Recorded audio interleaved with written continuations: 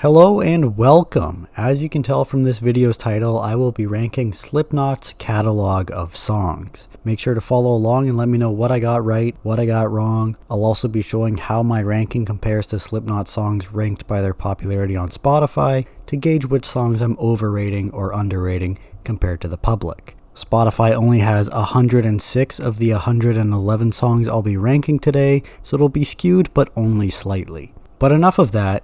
You're here for the ranking, so let's jump right into it. And what better way to start the list than with a highly controversial pick that'll surely lose some viewers right off the bat. I think the worst song in Slipknot's entire discography is Custer from their fifth album, Point 5, The Gray Chapter, the first since their classic lineup with the losses of bassist Paul Gray and drummer Joey Jordison.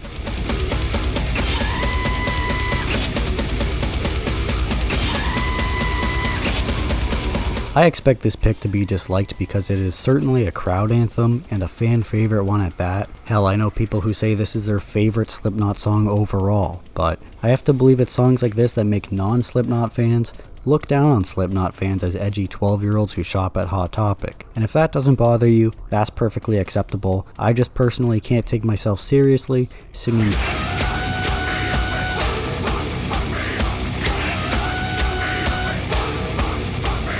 but I don't think it's clever, I don't think it's artistic. I mean, to the band's credit, music doesn't have to be either of those things when the goal is just to fire people up, but I don't have to like it. Just above last, I have Butcher's Hook from their fourth album, All Hope Is Gone.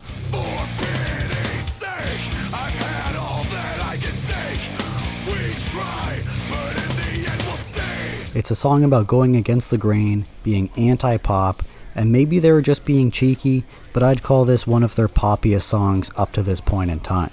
It's forgettable and has one of the band's worst choruses in my opinion.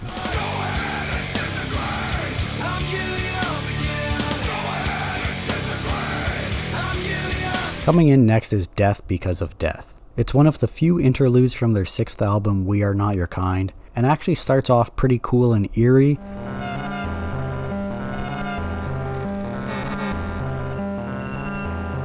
But they lose me once the repetitive minimal lyrics come in.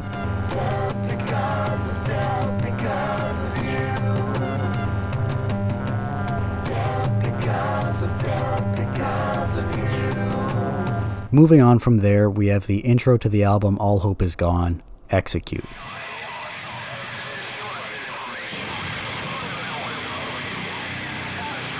It's a speech inspired by one given by former Vice President Spiro Agnew in Iowa, but the mess of distorted sound makes it hard to even hear any of it.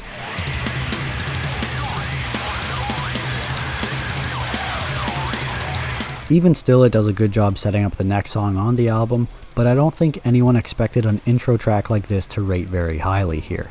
Next up is 742617000027. This is the intro to the band's self-titled debut album, and while I have the urge to rate this higher, I realize that would just be for what it represents as the beginning of their self-titled album and many concerts. But removing yourself out of that space and taking this track at face value, it isn't anything more than distortion and an unsettling repeating snippet from a Charles Manson documentary of a lady saying, "The whole thing I think is sick." Another interlude now is Frail Limb Nursery. Her long eyelashes fluttering like she was dreaming. There isn't much to it, it's only there to set up another track, but I do give it credit for the unsettling nature surrounding a young girl's monologue describing something traumatic, and the shivering moment at the end in which she asks if you've seen God. But above that I've got Skeptic. You were a gift, but there's always a goddamn gift. I hate to rate this so low considering it's a tribute to late bassist Paul Gray, so I trust they made something he would have liked. I'm just opposed to a lot of aspects here, like some of the electronic sounds, Corey's delivery, the trading vocals, the chorus portion, almost everything outside of the bridge here.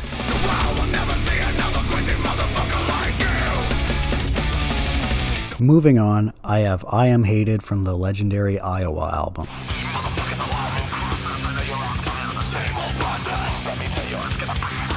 It's a very self-aware song because it is hated by me. No, I'm being dramatic.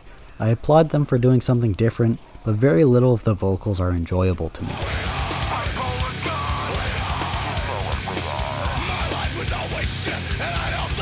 Continuing on from there is Be Prepared for Hell, another interlude.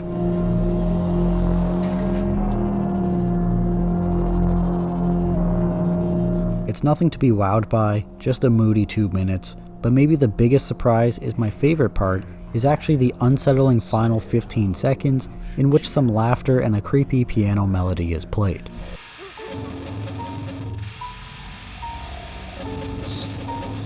At the next spot I have My Pain.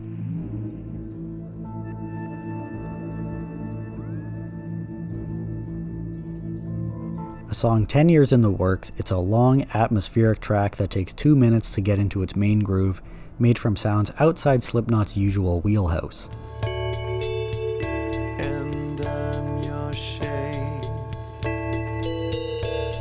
It's different, I do enjoy it to a degree, and I applaud them for trying something like this.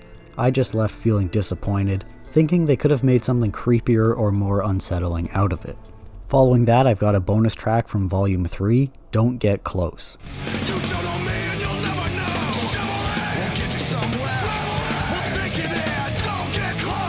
It's pretty decent, but it's nothing too impressive in my opinion.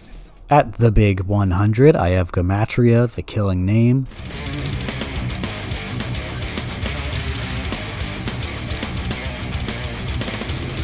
The guitars are doing too much for my liking, they're all over the place, so it's nice at the times they actually settle down.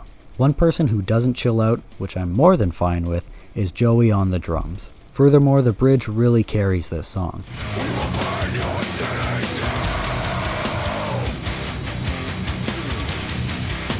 The intros and interludes are tough to rank, but maybe none tougher than 515. The intro to the album Iowa, I can only even put it above as many full songs as I have due to its absolute raw emotion, comprised of chopped and edited screams from turntablist Sid Wilson, letting all his feelings out in the booth after his grandfather passed, to let you know what you're in for with this album.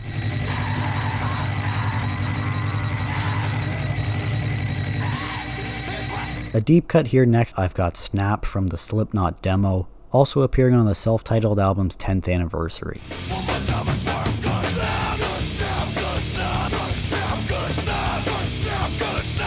It's pretty decent for what it is, but I can see why the song never advanced any further when compared to their other work from this time. This is the only demo song I'm including, aside from some material off of Mate, Feed, Kill, Repeat. More on that later, but this was apparently used in the film Freddy vs. Jason, so I guess it has some legitimacy. Another one to bring some energy after that is Get This.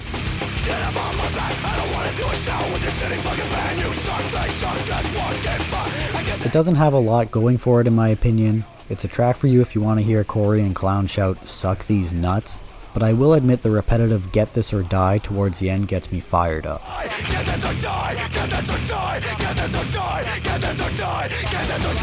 On that note, while this song clearly isn't a favorite of mine, it was a cool surprise to hear it on live at Madison Square Garden.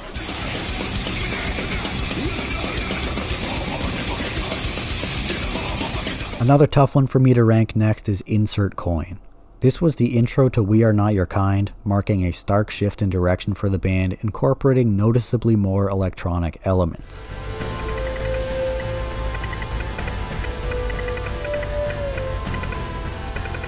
This is one that has enough going for it that I could actually listen to it as its own song, unlike the other interludes and intros we've seen so far that either only excel in album format or just aren't very good. So one that's hard to not keep in the same territory is What's Next, being a nice interlude from the same album.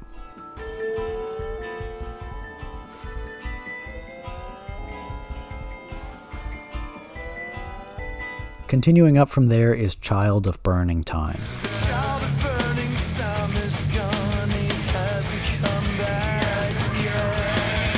This All Hope Is Gone bonus is a decent song, but nothing overly memorable. Maybe the chorus at best.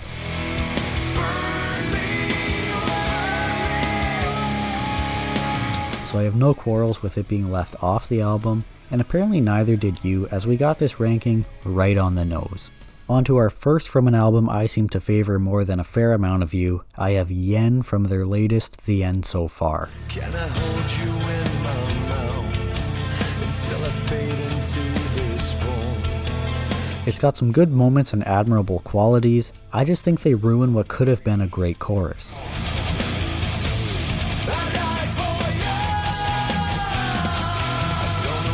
After this, I'm going with the one that kills the least.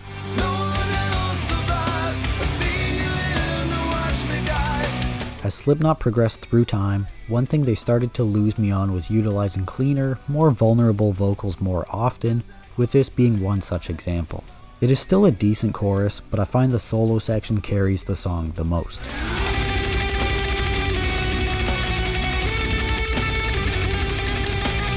Tossing in an oddity here now is Do Nothing / Bitch Slap. This comes from the previously mentioned Mate, Feed, Kill, Repeat, a release considered by some as Slipknot's true debut, however considered by others like myself as a demo, considering it was self-funded on a minuscule budget and features songs they would re-record or rework into something else on their self-titled album only a few years later.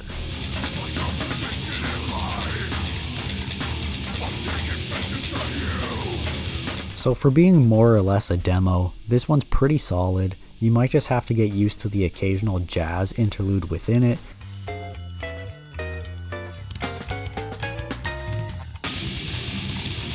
And even the entire section dedicated to a pure funk sound.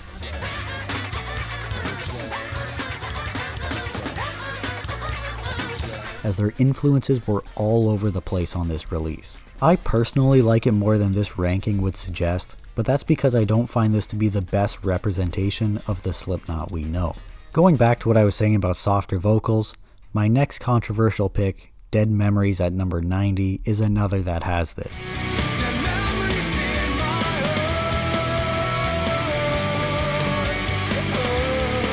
It's still a catchy song, I'll give them that, as the chorus finds its way into my head from time to time.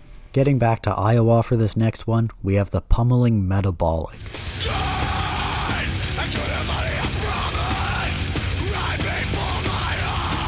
It's fairly solid, but I'd say it suffers from a weak chorus section.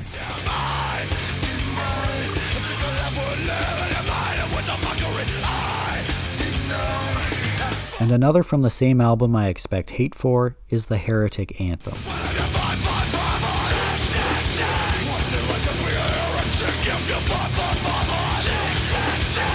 The chorus is clever, I suppose, it's just a song that's never really resonated with me. I admit it must be worthwhile to see in concert, especially considering how great the performances are on the band's live albums, especially Day of the Gusano, in which they seem to play it even faster.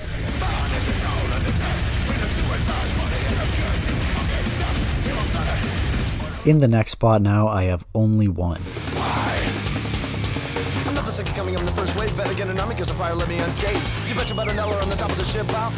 It's early Slipknot, featuring some rapping and some unconventional playing, but that's because it's early Slipknot, having also been played on Mate, Feed, Kill, Repeat. That version has a more abstract sound with its funk and jazz influence, which I believe actually makes for the better of the two.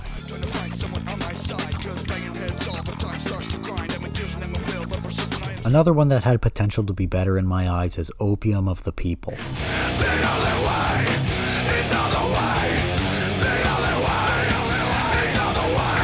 While usually it's the chorus I tend to not agree with Slipknot on, that and the bridge here are great. This time it's the verses I find they could have done better.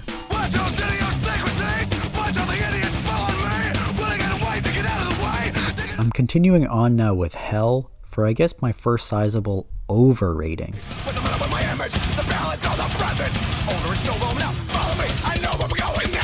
This really is a decent song, I just think it'd be better if the vocals weren't so rapid fire, but furthermore, right when I start rocking with the chorus, they cut to an abrupt silence. It feels like such a poorly placed break.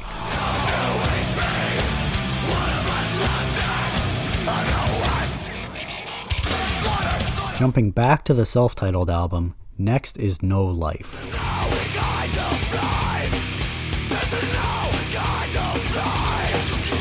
It's one of my lesser picks from this time, but I think the melodic bridge to the song is a nice touch.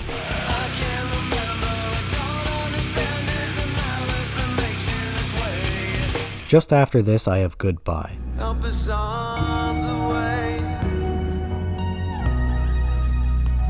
This was another of the band's tributes to Paul, and it's very atmospheric and intimate. It's a good song, I just feel like it had potential to be better. Some of the sound design choices, like the bells and the classical strings that fade in, give it too much of a commercial sound for my liking. Maybe we can all recognize a moment of silence. To follow is Everything Ends.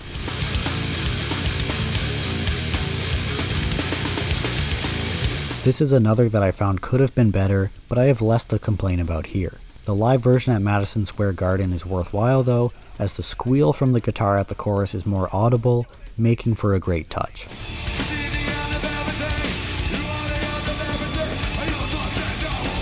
Next is a pretty decent rocker in Heirloom.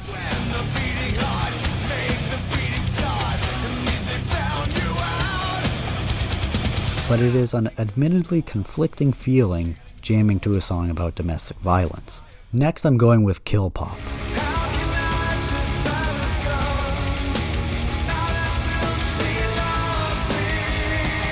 And it's all in the name. While they still go hard at parts of this, it was clear that Slipknot was moving more and more towards a commercial or more accessible sound as time went on. She's sticking needles in her skin. I turn with another grin. Next up for me is Confessions from Mate, Feed, Kill, Repeat.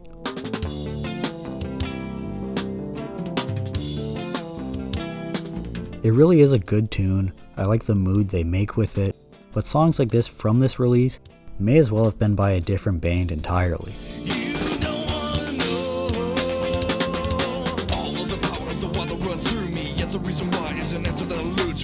After this I have Vendetta.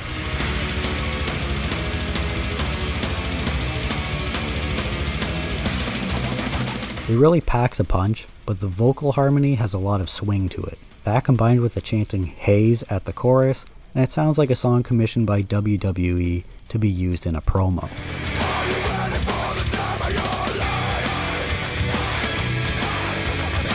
And another pick here I'm sure many of you would hate to see so low, I've got Snuff. So if you love me, let me go. And run away before I know. It's not a bad song, just the tender acoustic piece is such a far cry from what Slipknot once was.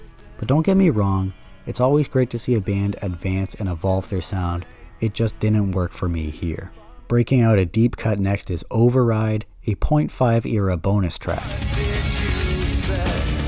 Was it too much to protect? The verses bring good energy with the drums, but the band has better choruses.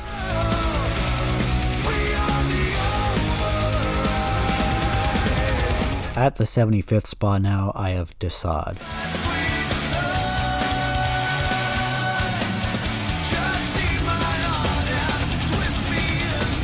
There's nothing mind-blowing here, but I wouldn't say I have anything necessarily against it either. After that is another from the same album, Warranty.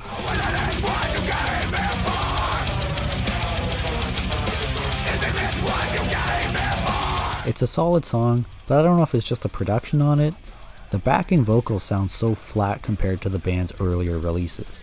I find they really fail to elevate Corey's vocals the way they once did.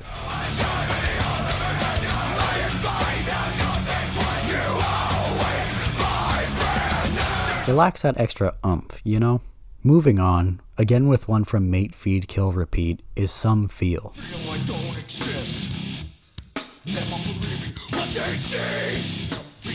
This is at least a better representation of the sound the band carried moving forward.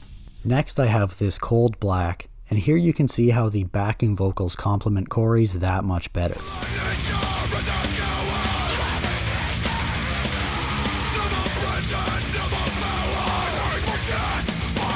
On this one they bring the intensity, but there isn't much else here specifically to highlight if you ask me. It is, however, my first non-The End So Far ranking with a sizable over rating. Following that is the short, frantic Eeyore.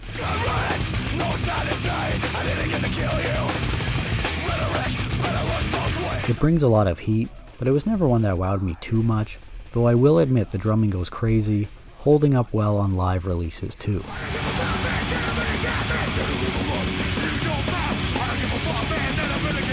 In similar territory, I've got the negative one.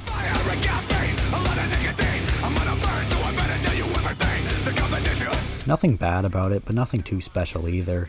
It's great to hear a good presence from Sid on this one though.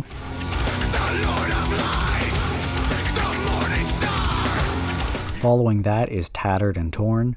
I like the unsettling nature it brings between the heart monitor and the spooky guitar riff.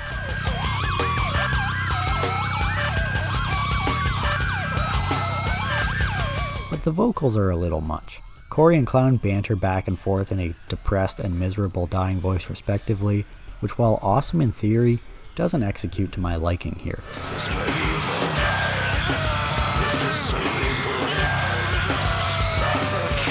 While the earlier version on Mate, Feed, Kill, Repeat doesn't suffer from this, musically it's significantly less polished.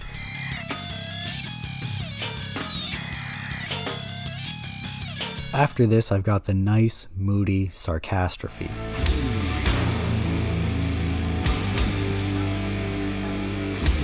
Additionally, this served as a great introduction to Jay Weinberg on drums in Joey's absence.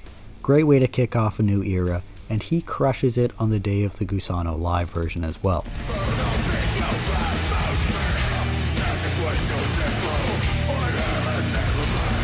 At this point, I've got the brutal New Abortion. It's a real heavy hitter, and I love the screeching guitar that chimes in.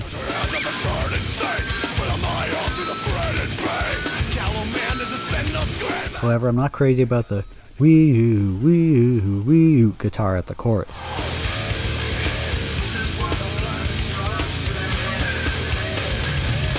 I'm still apparently more keen on it than the average Slipknot fan though. Another good song that I found had potential to be even better was Red Flag.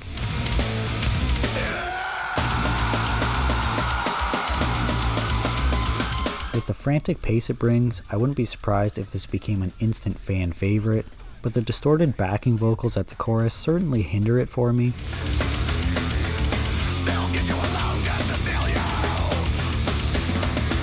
Which shows just how little it takes to make or break a song, and how important every decision in the process is. In the next spot now, I'm putting 3-0.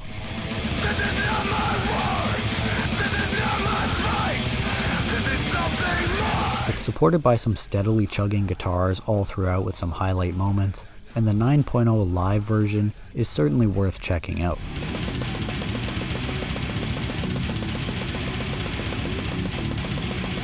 After that, I've got the heavy single All Out Life.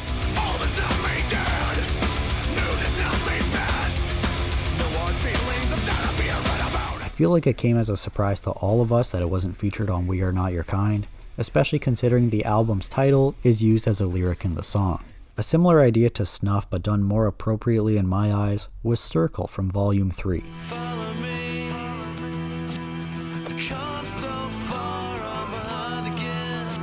It could have been even better, but I find that similarly, the chorus brings too much of a pop-oriented sound to it.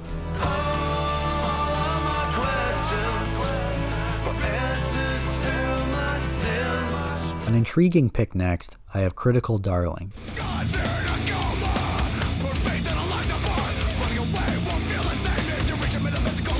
I felt this was a solid return to form for the band, bringing plenty of angst, while simultaneously advancing their sound with electronics and atmosphere.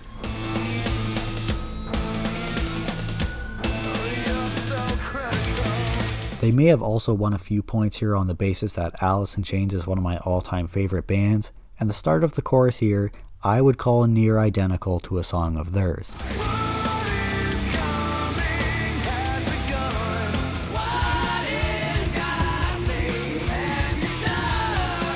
Another new track next is Bone Church.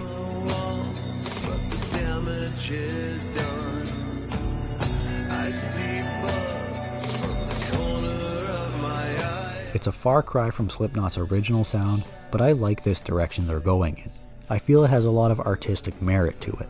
While I found some of the previous songs struggled in implementing more somber sound that breaks into harder segments, this is done better here on number 60, A Liar's Funeral. Friends of ours subscribe to spitting on the ground to say my name. Following this, we have the fan anthem, Pulse of the Maggots.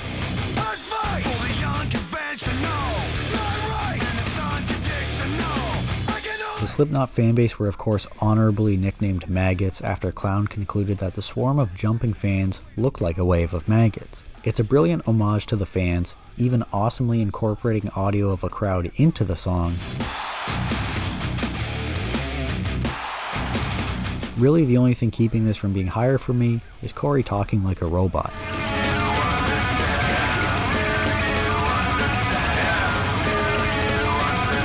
You get the true experience of this song on 9.0 though.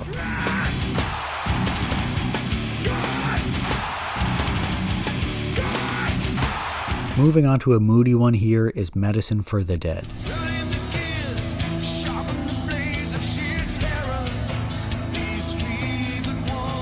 It's less intense than a lot of their stuff, but has a pretty good sound to it still, plus the bridge is a highlight.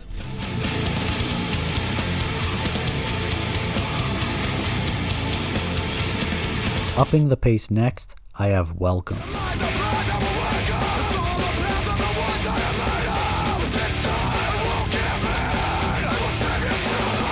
Solid tune with a fun groove, but nothing too mind-blowing in my eyes. Then after that is the Dying song.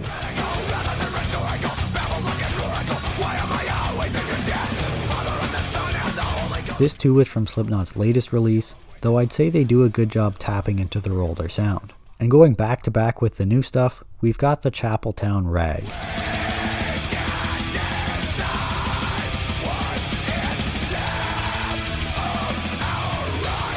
It's got a great pace to it, a pretty decent chorus, and benefits from its sludge ending.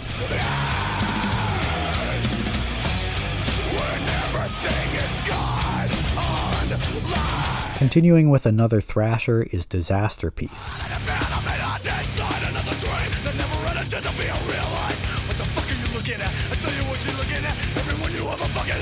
For such a degrading song, they make such a fun groove between Joey's constant thumping drums and the short, steady guitar riff. Again, the chorus is what hinders the song for me though.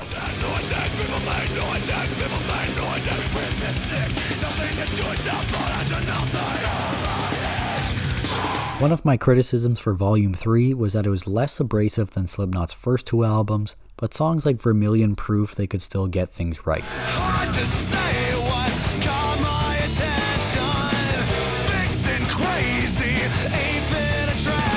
I think the chorus is really what makes this one. It also appears on the band's first two live albums, with the 9.0 version probably being best of all.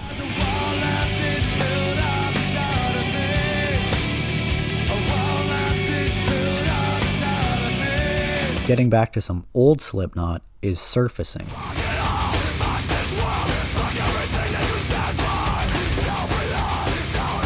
The chorus and bridge go so incredibly hard, but the repetitive guitar during all other parts is a bit much.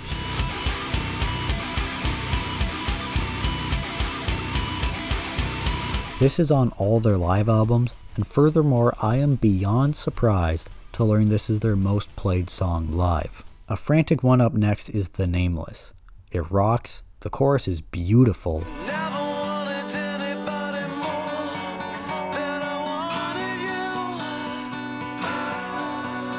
but I'm really not about the verses in which two takes of Corey bark vocals back and forth.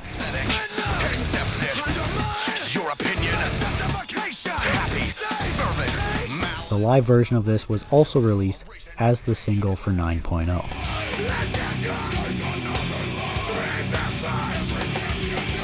Starting off our top 50 now is one that took a while to grow on me, Sulfur.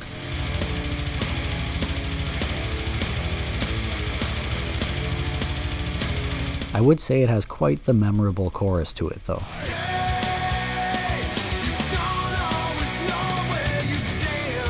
On to another Slipknot classic I'm probably underrating in the eyes of many, is People Equal Shit.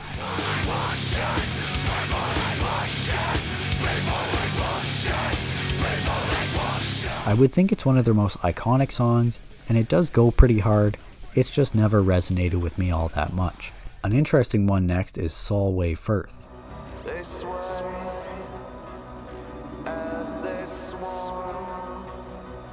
As they had done through much of the album, this song features a good mix of moody atmosphere and their typical thrashing.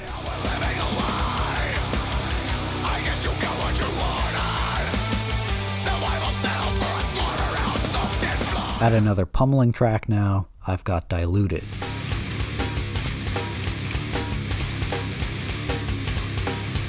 In contrast to what I've said to a lot of tracks thus far, I actually find it's the vocals at the verses that fail to win me over here, but the chorus goes wicked hard. What the hell did I do to deserve all of this? What the hell did I? This is also an evolution of an earlier Slipknot demo, Interloper.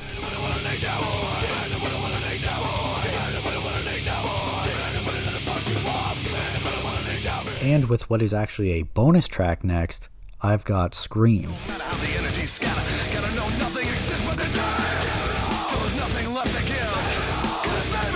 And with how much ass this one kicks, I am surprised that it got left off of Volume 3. Another headbanger up next is AOV, Approaching Original Violence.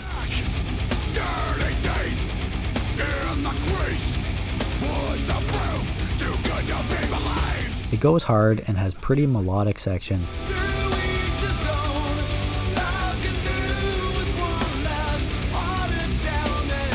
but the band's got some better material. I mean, 44 songs more as a matter of fact, such as All Hope Is Gone.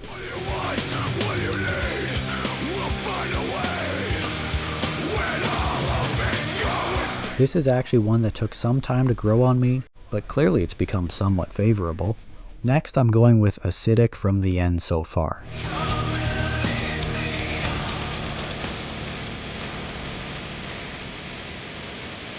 I was surprised to learn that this was inspired by Acid Bath, one of my all-time favorite metal bands. I wouldn't have guessed that myself, but I do see the influence now in this bluesy metal tune.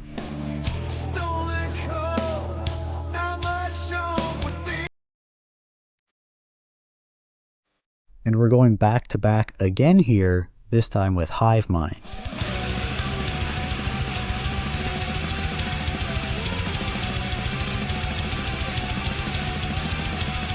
Even all these years later, it feels like these guys haven't lost a step.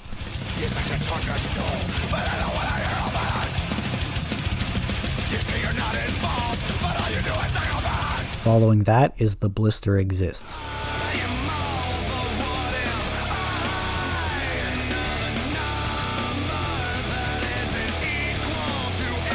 It certainly goes hard, as does Corey, who really sounds like he's giving it all through his screaming vocals, but they also toss in more talking-like vocals, which I find detracts from the song.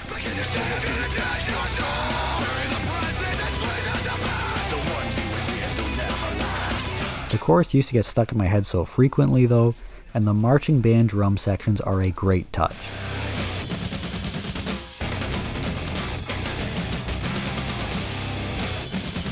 This was also played for 9.0, being used as the album opener.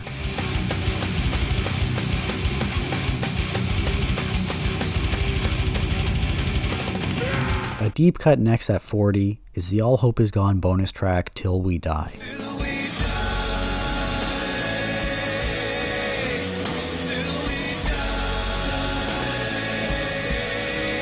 They use somewhat of a softer sound here, but I quite enjoy what they make of that. Still we keep hoping to fix all the defects and strengthen these seminal ties. I'm surprised to see you guys had this one ranked so highly despite being an extra, so props to you.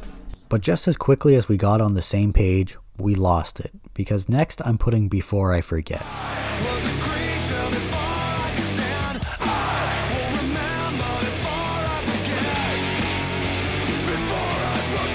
It's solid but never particularly wowed me. The version on 9.0 hits more musically, but struggles to compare in terms of vocal performance.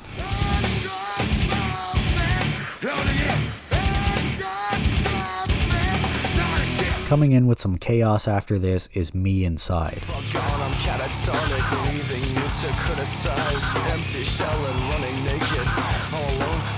While this does feel like a little high of a ranking for it, the chorus will continue to win me over every time.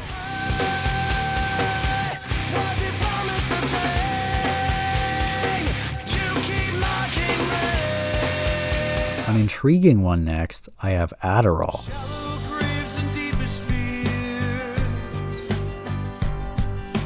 No one This being the opening song off their latest album certainly raised many eyebrows, as it was immediately apparent Slipknot was onto something different.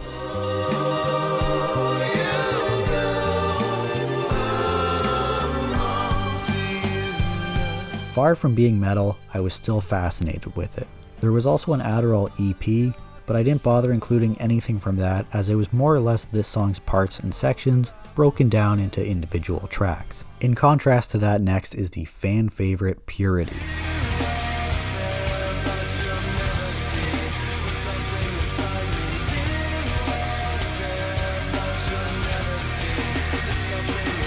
This is of course one the band had some legal trouble over, as it was inspired by a deranged story on the internet, but from a site that only posted fiction, which may or may not have been stated anywhere, and so the band got sued over it but eventually won.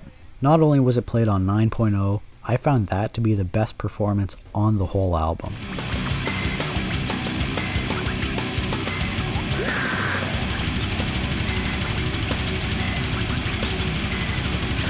Additionally, an early version of this appeared on the Slipknot demo under the name Despise.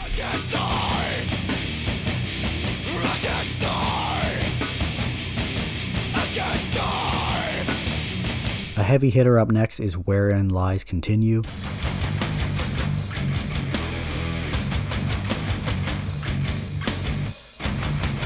This one is quickly growing on me, and that could be because of the grunge feel I get from this. Continuing with another headbanger, I've got Nero Forte.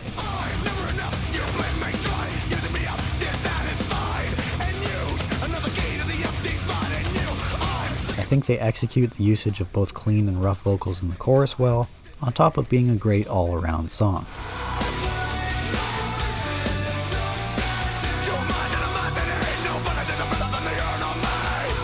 And Slipknot creates some great tension on the next one, Lech.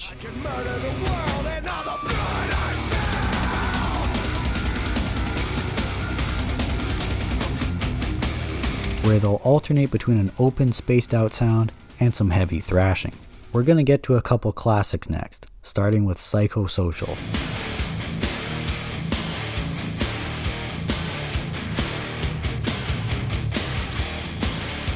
This is actually one I wasn't big on for the longest time, but I've come around to it in the past couple years.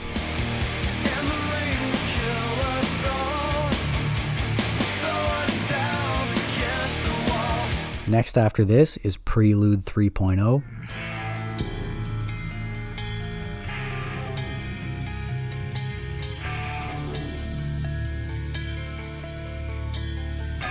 It's got so much atmosphere and such a mood to it.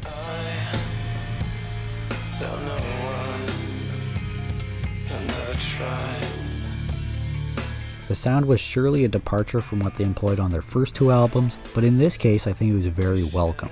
31 feels so low for how much I like this one, but that just shows the greatness that is still to come, as we're finally reaching constant overrating territory from me. So going a little earlier in time with a personal favorite of mine is The Shape.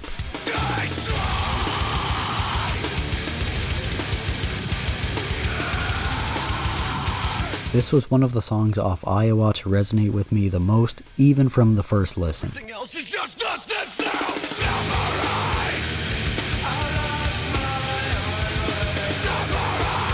Next I'm going with Nomadic.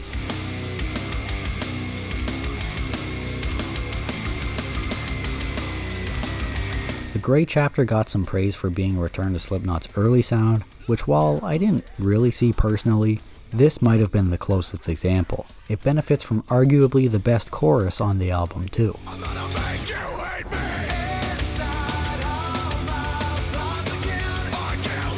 Continuing on with some newer ones, next I'm going with Orphan.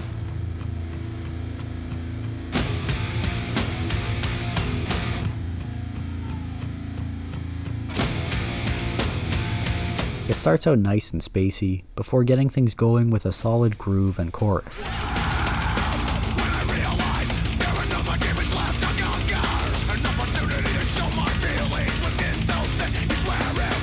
And then I have Finale next.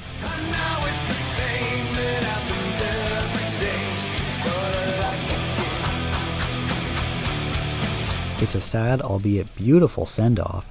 As the last song on Slipknot's last album with Roadrunner, the label the band's been a part of for practically their entire history. Despite what I've said a couple times now, I think I'd actually love to hear an acoustic version of this.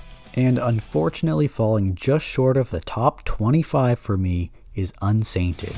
I'm just weathering a rough patch. I'm never feeling with an instant scratch. Denial is the darkest when you live in a hole. This one reeled me in pretty quickly, and I think it's got one of the band's most admirable choruses ever. I didn't come this far to sing solo. I'm finally holding on to let it go. That being said, the top 25 starts off with The Burden.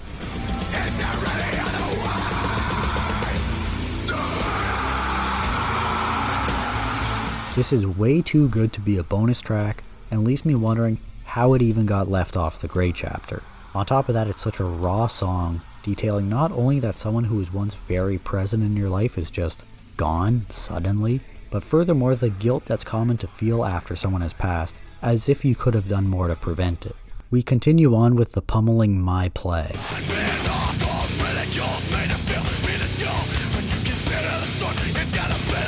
This was one of the singles from Iowa, even being featured in the Resident Evil movie. I think the percussion and melodic chorus are what really make this one.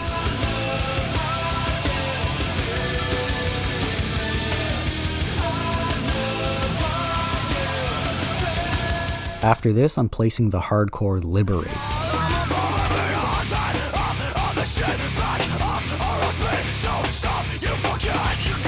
This one didn't win me over right away, but it didn't take much time too.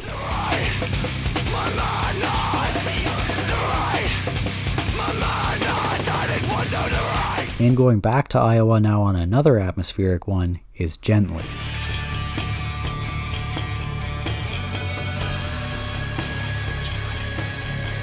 That intro with the tense drums and brooding bass line before the guitar chimes in may as well be flawless. This song also goes back as one of the band's earliest, appearing on Mate, Feed, Kill, Repeat.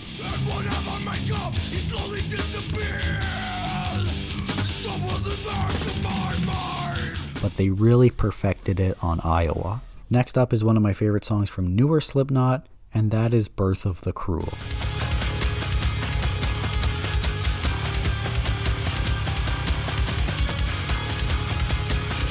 The drums to open it are infectious, and I'm a fan of what they did with the chorus and the grooving guitars alongside it.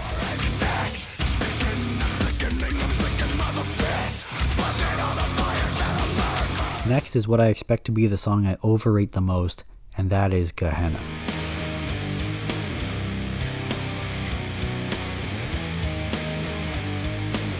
I say that because when Loudwire ranked all of Slipknot's songs, they called this the single worst. But hey, they probably ranked Custer much higher than I did too. I like the slow grunge pace here. I think the song's got a solid chorus, utilizing smooth vocals and ending with a harsh howl.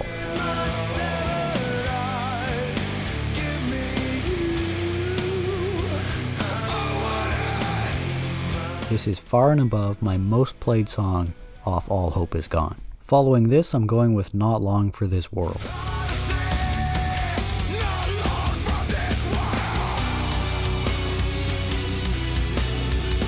There's a lot of good sections to this song, between the nice open sound of the verses, the catchy chorus, and intriguing way they end it.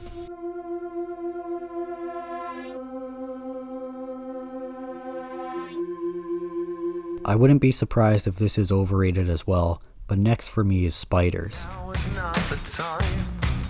Tomorrow disagrees, but your real world isn't ready to face. My praise for We Are Not Your Kind was that the band experimented to great avail, and this one caught me off guard. It's far from heavy as far as Slipknot goes, but I like the spooky piano that leads the song, and the clean vocals pair well with the instrumentation.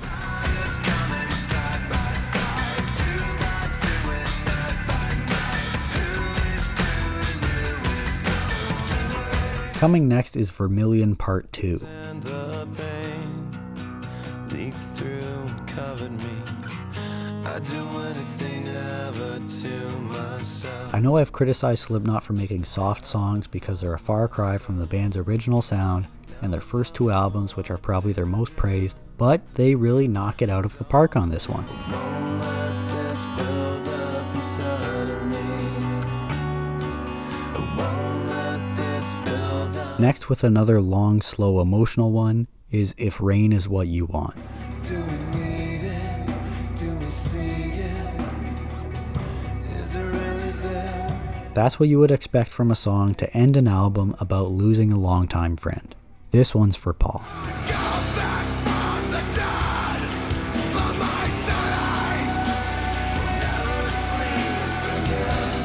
Even ranking this high at 15, I'm sure a lot of you would say it's still way too low, but I'm putting Duality.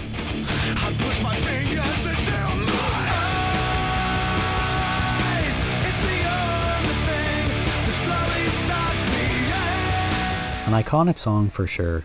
I myself want to put it higher, but I've honestly never been a fan of the quick spoken word vocals at the verses. Everything else is stellar though.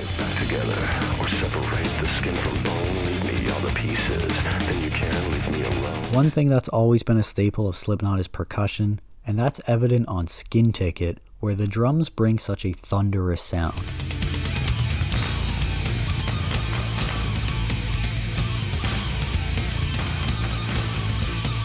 Everything we've heard about the recording process of Iowa, the hell it was, is believable from the verses here, and unsettling ambience while a deranged Corey mumbles to himself. There's nothing but zero and cancer and people conspire together. Next up I have Danger, Keep Away. We too feel alone. We too feel alone.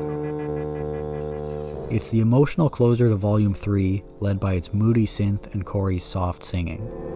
That place in my mind.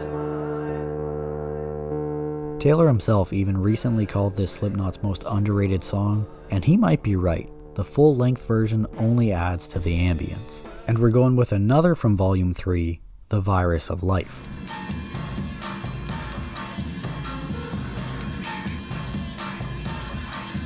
As I said a number of entries ago, Prelude 3.0 brought a cool atmosphere to begin the album, but then I felt that was largely absent until this song, coming 12 tracks later towards the end of the album.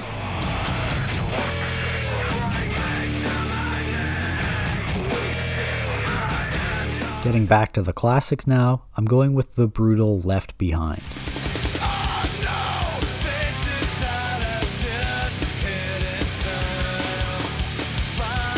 One of their better known songs, it excels with the use of both rough and clean vocals. Total headbang.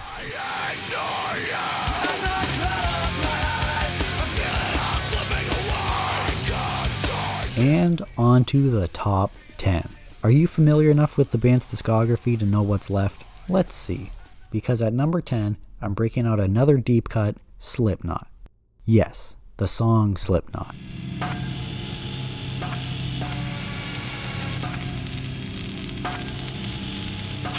It's from Mate, Feed, Kill, Repeat, building itself up with percussion and industrial sounds as ambience.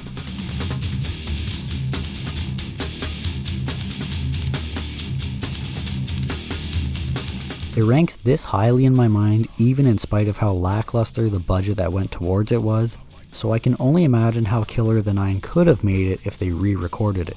Though with that being said, this did influence Sick from their debut album, but the two are still different enough that I can justify having them as separate entries. At number 9, I'm putting The Devil in I.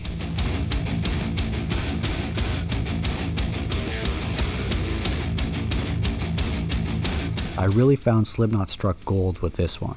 There's such energy in the chugging guitars before developing into such a catchy groove. On top of that, they utilize great atmosphere in the slower portions. Undo these chains, my friend. I'll show you the rage I've hidden. At number 8, I'm going with Prosthetics.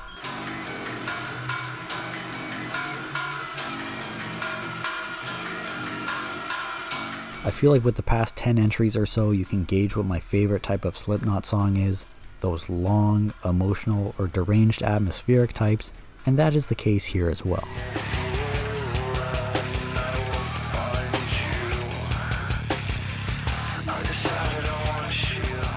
Next at number 7, I have the Memorial XIX.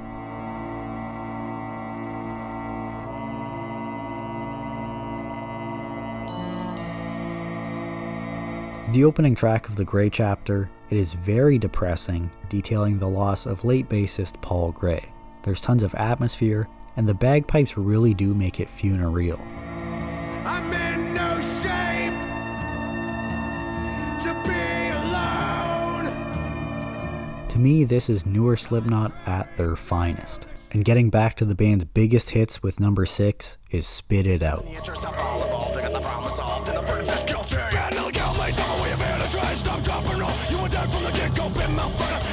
This is a great example of Taylor's rap influence in the band's early days, and the crazy thing about the recording we all know and love so much is that this is actually the demo, but was better than any other take the band did.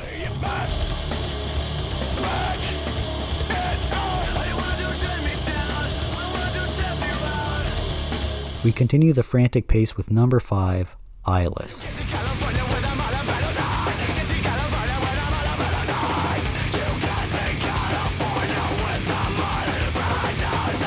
It was inspired by the ramblings of a crazed homeless guy, and yeah, that's pretty on brand. When they're not pummeling you with speed here, they're slowing it down for their sludge section.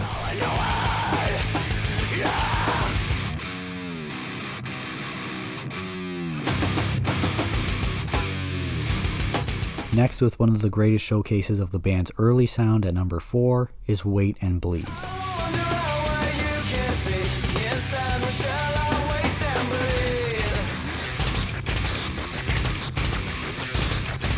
It's got all their elements between the guitars, drums and percussion, scratching, and Corey masterfully utilizing both his clean and harsh vocals.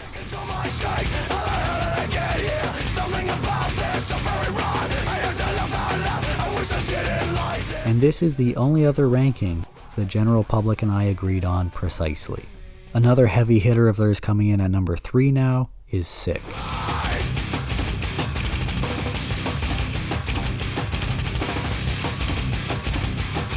It is absolutely killer, and from the band's best era if you're asking me. The whole build up with the "you can't kill me 'cause I'm already inside you" is just cathartic.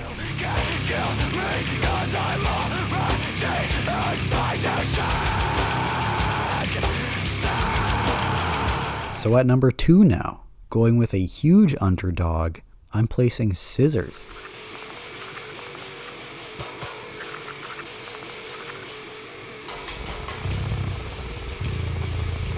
They take a good amount of time building the song up with deep guitars and an uncomfortable slithering sound before quieting most parts down while maintaining the uneasiness. It's a very visceral song about self-harm, so yeah, it's pretty hardcore.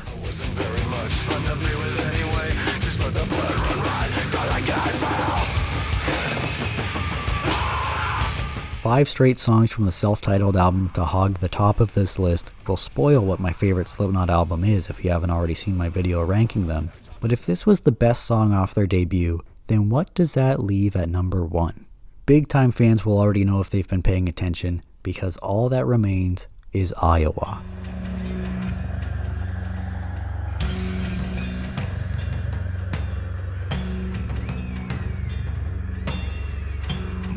Slipknot has a number of long, moody, drawn-out songs, as we've seen a number of recently atop my rankings, but this is the greatest use of all those elements.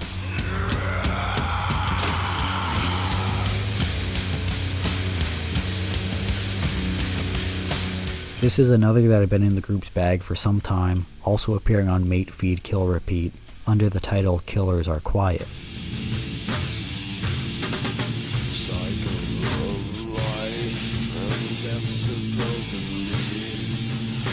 And I've gotta say guys, I'm quite shocked and disappointed that this is so underrated by the general public. I get that this type of song won't be up everybody's alley, but I'm plus 95 on this one? Well, at least the list both started and ended with, apparently, ridiculous picks. But that wraps up my ranking of pretty much all Slipknot songs. What do you think?